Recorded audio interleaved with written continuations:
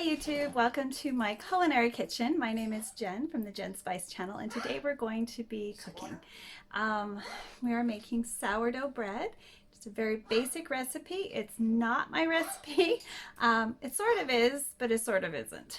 The basic bread recipe is not, but the additives are all moi. So I'll put a link in the description below if you want to try your hand at sourdough bread. Now, my friend Sabrina at Positively Probiotics has an amazing array of sourdough starters, and I know she was giving them away to her Facebook family, and we have one more giveaway right now. So I'm not sure if her thing is still on, but yeah, in the midst of all this COVID hardship, we are going to be creating our own natural yeast, and I'm going to take you step by step through the phases so that you know you're doing it right. Okay, the proofing is so long. There's 2 proofing times. There'll be one tonight and one tomorrow morning, and then I'll wait half the day, and then I'll finally bake my bread. So it takes at least 24 hours if you have your starter and it's ready to go. So I'm going to bring you down to my stove here and show you how you can tell if your starter is ready.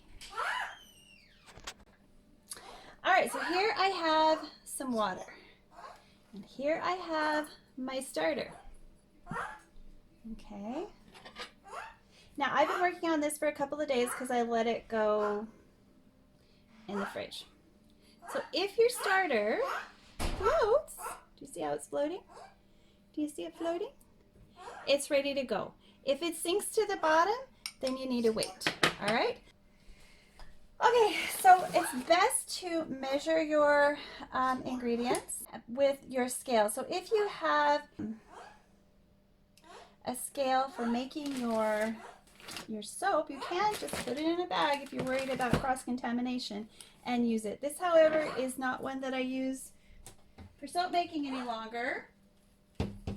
So we're going to measure out 150 grams of bubbly active starter. I'm using the chef's terminology, so I've got it right in front of me. All right, so we are on ounces, and we want to be on grams. So 150 grams or 3.5 ounces.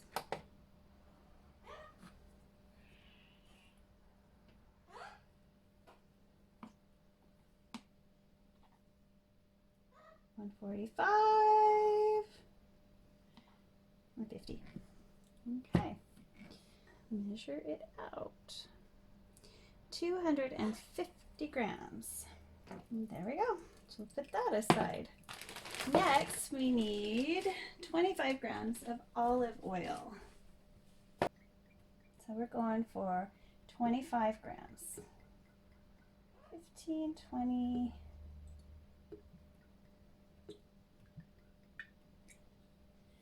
30. I don't think it really matters. Go ahead and have a little over.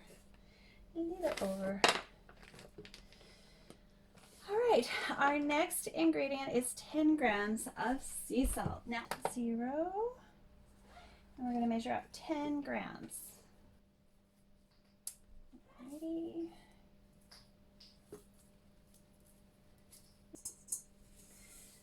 Oh, I am a mad baker as well as a mad soaper. All right, so we're gonna whisk. I'm gonna just use a whisk. The starter.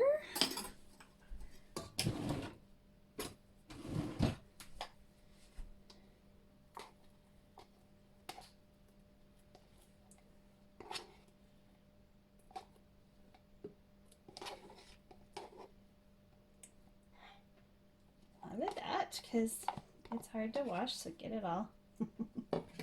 Your water and your olive oil. Okay, we're gonna whisk these.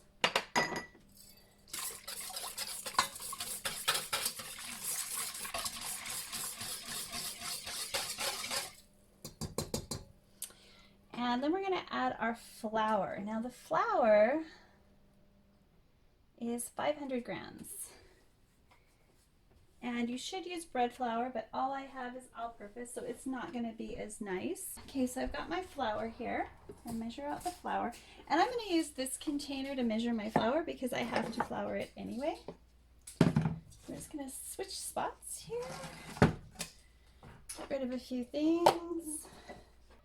So we want 500 grams or 17.65 ounces.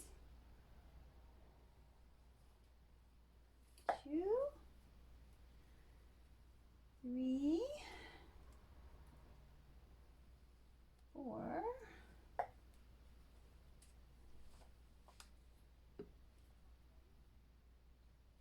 495, 5. Exactly. Now you don't want to overdo it on the flour. You do too much on the flour and you're going to have a problem. Now this first step is not going to be used with the Dutch oven, I mean with the KitchenAid. We're just going to squish it together with our hands, and the technique is called autolyse.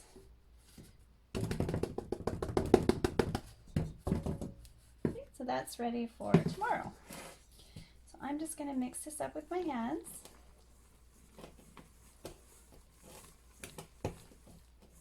Just to hydrate everything. All right, you see I'm just getting it all wet. All right. Now, that's it. That's it for half an hour. All right.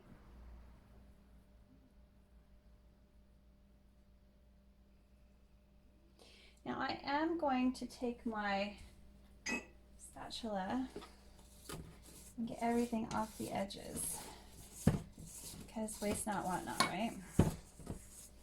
Make sure that, yes, we have it all.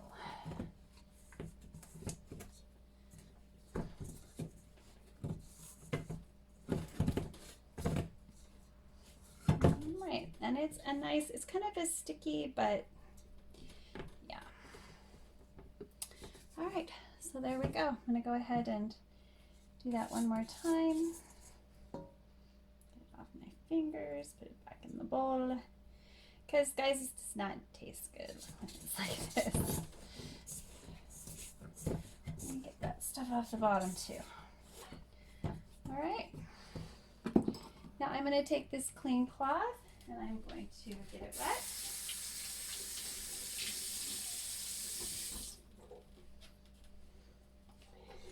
And cover this up because we don't want it getting a hard crust on the top. We're going to leave that for half an hour. I'll see you in half an hour. All right, let's give this a twist. So we're going to pull it up and over, pull it up and over, pull it up and over, pull it up and over. So we've gone all the way around this. I'm going to do this one more time in about an hour. And again, I'm going to fold it, fold it, fold it, fold it, fold it, fold it. Now I'm going to cover it with saran wrap and leave it for 12 hours. All right, let's finish this up. It's been overnight. It's actually noon already. And I finished it late last night. So we've got our dough, and I'm just going to turn it out onto the floured surface.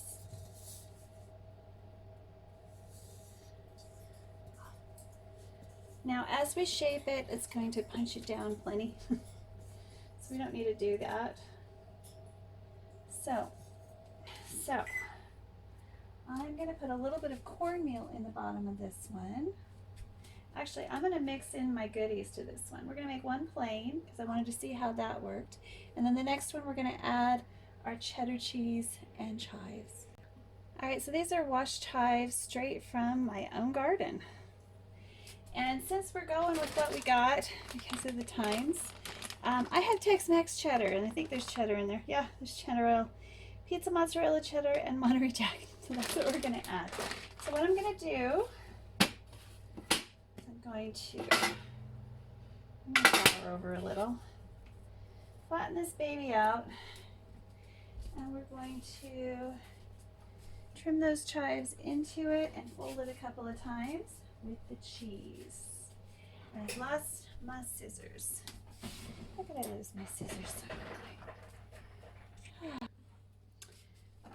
Okay. Let's give us a little more room so you can see better what I'm doing. So I'm going to use these for a few things today. It's going to be so good. But I like lots of flavor. Now these are just my garden chives. When I feel like it's a good time for me to go for a walk, things aren't too busy outside, I'll probably get some of the wild spring chives, which have just popped up. How cool is that? Now I'm going to use my grandmother's bread method for this one, for shaping this one, because I want that cheese all through it, but I don't want to overwork the dough, because not only is the cheese making it a little bit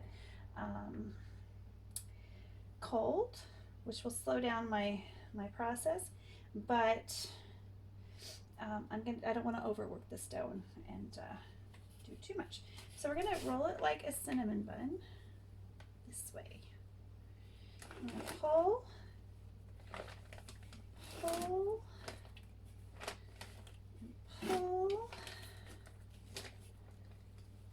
pull and tuck.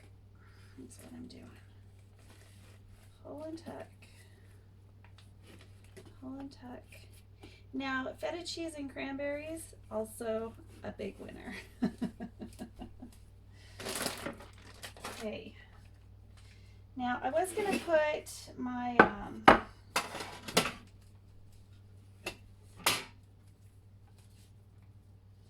we're just going to modify this technique for a round, upright loaf. Now, mine tend to spread out. Unless this recipe is better, then we're going to have a super tall bread loaf, which will also be awesome. And I don't want to waste all these goodies, so I'm just going to take those and we're going to poke it right inside the bottom. Flip it over. Some extra crunchy cheesiness on the bottom of this one. Okay. Now notice the inside was not floured. I want it all to stick. I don't want layers of flour in there. So again, do not overwork your dough. All right, now for this one to cover it, I just use this, and it works really well. So I'll bring you back when it's puffed and we're ready to pop them in the oven. And we are going to put in this beautiful loaf.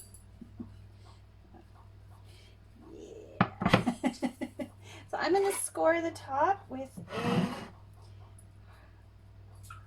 just a small slit. All right, I just put a little small slit there, and that's going into the oven. Bring you back. All right, welcome back. We've got our cooked bread with the magic. So I cooked it for 20 minutes covered and then 40 minutes uncovered. Started at 425, lowered it to 400, and this is what we have after an hour of baking. It's stuck a little bit because of the cheese. So I'm going to actually slice this one because it's nice and tall in the center. It's almost oblong. So we'll see. Oh, first, before we get started, before we go in too far,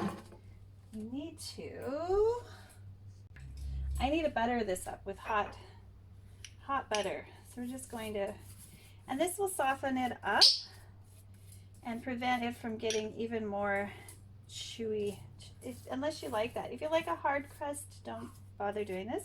I do this with all of my bread, and I'm just going to get the bottom too because I don't want the bottom to be super hard.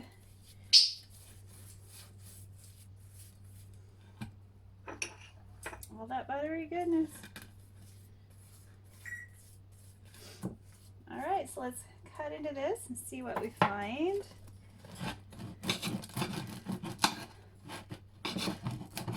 Oh, it looks good. It's very crunchy on the bottom. So there's our loaf. We'll do a taste. Oh, that's so good. Here's the bread.